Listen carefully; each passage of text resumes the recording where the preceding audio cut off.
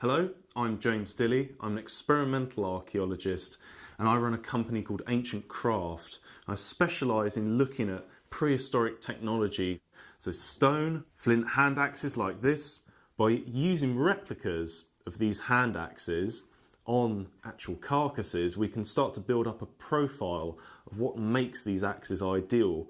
Once we've used them a couple of times, we can actually see where these axes have been used back and forth through cartilage, flesh, or even bone, and we can compare that to originals to try and work out how or at what stage they were used in the butchery process. But certainly looking back at the Paleolithic, why they went to all the effort of making what look like quite beautiful objects like this, rather than making just simple flakes like this, which has a much sharper edge and just takes one hit.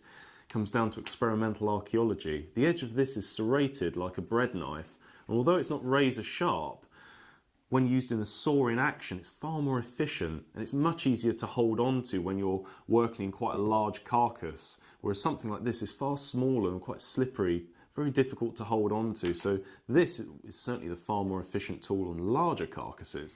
Moving into the Neolithic, many of these Neolithic axes are found broken. Looking at the originals that have been broken in a certain way, we can make many replicas and test them under different scenarios, hitting a tree in a certain way with a certain amount of power.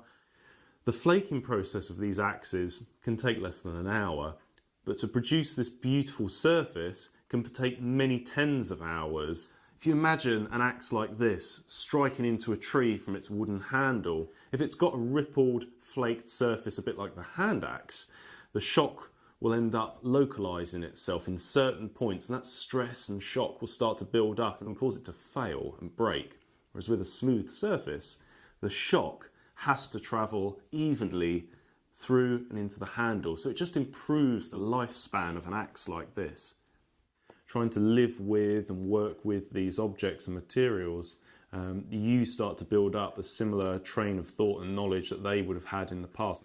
I have to have a really detailed understanding of the right angle to strike at, the right amount of power involved. On the edge there, the shock will travel underneath and allow a flake to come off the bottom, and I can determine how long those flakes are, how wide they are, whether they dig quite deep into the material to help thin it down or keep it quite thick. To think carefully about things like angles and those several moves ahead demonstrates they really were quite sophisticated, complex individuals. Experimental archaeology cannot be replaced in any way. There's no scientific process that can tell you how these things were used or why they were used in a certain way.